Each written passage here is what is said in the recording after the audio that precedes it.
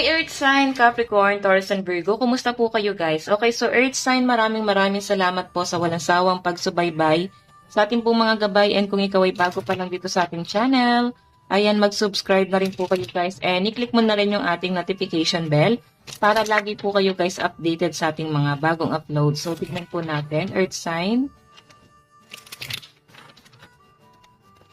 Earth Sign, Capricorn, Taurus, and Virgo.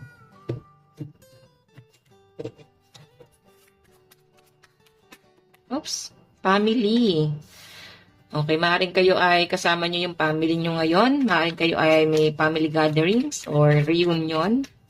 Maaaring meron daw pong isa sa miyembro ng family ang nagbe-birthday ngayon. Okay, or pwedeng baby shower pala to, kasal, or kahit ano man to guys. No, tingnan natin. Wow, mukhang baby shower nga guys. Yung iba sa inyo guys, maaaring may pregnancy na nangyayari dito. Okay? Kaya parang ganado kayo magtrabaho ngayon kasi nga may nagpapamotivate na sa inyo. So, tingnan pa natin. Parang naghahabol ng baby boy. Earth sign. Okay. Iba sa inyo guys, maaaring nag-aalaga kayo ng apo ngayon. Alam mo yung feeling na parang kampante ka na kahit papano kasi guys, sobrang relax ng energy mo. May mga tumutulong and nagagawan mo ng pamamaraan yung pagpo-focus mo no sa mga anak kung ikaw ay may mga anak. So nakikita ko rito Earth sign ngayon ay magiging goal-oriented ka. Okay, kumbaga parang todo bigay ka sa trabaho mo kasi nga maaring meron kang paglalaanan din kasi ng inyong pera. Maaring ito ilalaan mo sa pag-aaral ng mga bata or pwede meron na magka-college. Ayan, may mga anak. Kasi more on family guys, yung nakita ko iba sa inyo guys, parang pupunta sa simbahan eh. Bawo, parang may magpapakasal talaga. So, baka kapatid nyo to guys, no? Kung sino man to magpapakasal na to, baka papayuhan nyo ng matindi-tindi. So, ikaw ay good advisor din talaga, Earth sign, no? Kasi mga prangka talaga kayo. So, guys, ang lucky number nyo is 46, 63, 26, and 54. Tignan pa natin, guys. Ayan. Yung iba sa inyo guys, napakaswerte nyo pagdating sa inyong love life. Okay. Gabay po.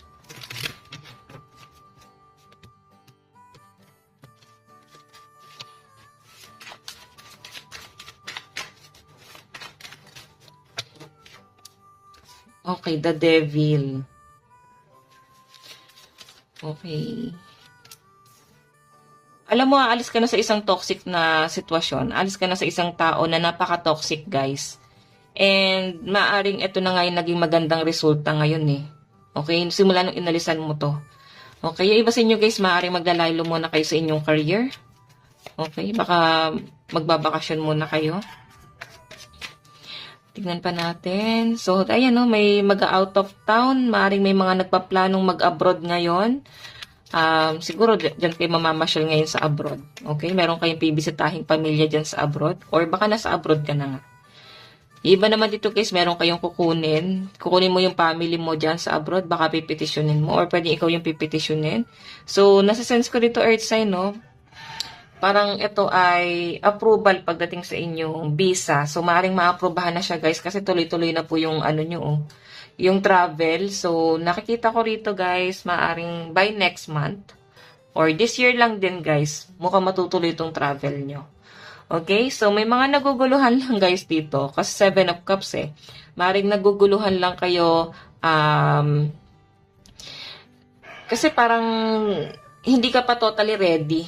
Yun ang nasa-sense kong energy. Hindi ka pa ready kung itutuloy mo ba talaga to or baka nabibigla ka lang. Kasi may pagtalikod eh, 10 of Swords. Okay? Yan. So, dapat desidido ka kung gusto mo talagang umalis, no? Yung iba naman dito, guys, pagdating sa inyong love life, maaring ikaw ay single mom, then ikaw yung parang kinakaya mo naman kahit single mom or single dad ka rito, guys. Okay? So, itinatak mo sa isip mo ngayon na hindi mo kailangan ng karelasyon kasi ayaw mo talaga ng toxic. So, hayan, or baka single mom or single dad, itong kadil mo. Baka kasi kayo guys ay magkalayo ngayon. So, maaring madami din pong demand kung bakit parang hindi kayo nag-work. Kasi maraming demand eh. 7 of Cups oh.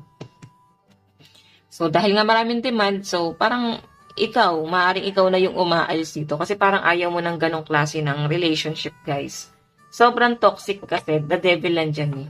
Okay? So, mag-focus ka na lang sa family mo ngayong araw. May mga pupunta nga po ng simbahan ngayon eh.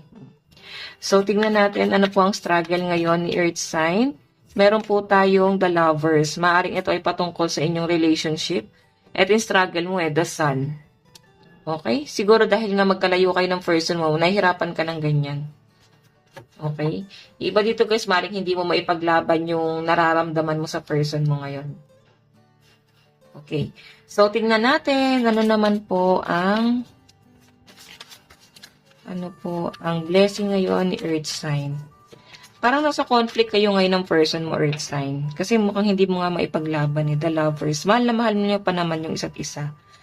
Or pwedeng siya, committed kasi siya sa iba, kaya parang ikaw na yung tumatalikod dito eh. Parang ayaw mo na rin na ipilit yung sarili mo sa ganito.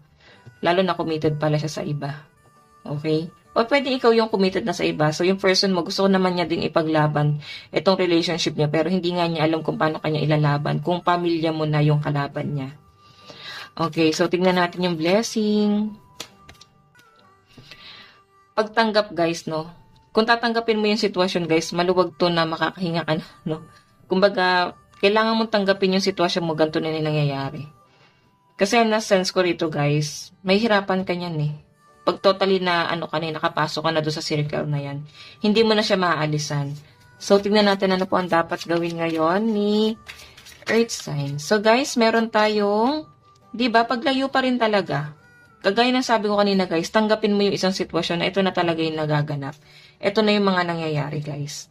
Ito na talaga yung buhay mo. So, hindi mo na siya, guys, kayang baguhin, pero kaya mong ayusin. Okay? So, kung ano man itong tinatalikuran mo, maring ito ay pangarap. Pwedeng profesyon. Kasi meron ka na ibang bagay na pinursue. So, tingnan natin. Ano naman po ang pagdating naman sa inyong love life. Diba? Sinasarili mo yung problema. Maaaring hindi mo siya sinishare sa family mo or kahit kanino, guys. Mukhang sarili mo lang, no? Sinasarili mo siya. Basin nyo, guys, maaaring ikaw ay lihim na nagmamahal sa isang taong alam mong committed na sa iba. Okay? So, yun. Kaya nga sabi ng mga gabay mo dito, mas mag-focus ka sa family mo. Kasi mukhang sila yung swerte mo ngayon. Okay, so tignan natin ano pong advice ngayon ni Earth Sign. Meron tayong practice gratitude. Ayan. Maging thankful ka. Maging thankful ka raw, guys. Ayan, so maging thankful ka sa kung anong meron ka ngayon. Kasi parang hindi lahat, guys, nagiging blessed katulad ng meron ka ngayon. So ikaw, hindi ko kasi, guys, nakita na parang lumalaga pa ka talaga ng sobra. Earth Sign. Kasi kahit paano, guys, may mga tumutulong. So, kahit paano, i-appreciate mo yung kung anong meron ka, no? Ayan, practice gratitude. So, guys, ito lang naman po ang inyong gabay. Ngayong araw, kung ikaw ay nakaresonate, mag-iwan ka ng like and comment. Mag-subscribe na rin po kayo, guys, sa ating YouTube channel. Bye-bye, guys. God bless and love you all. Thank you.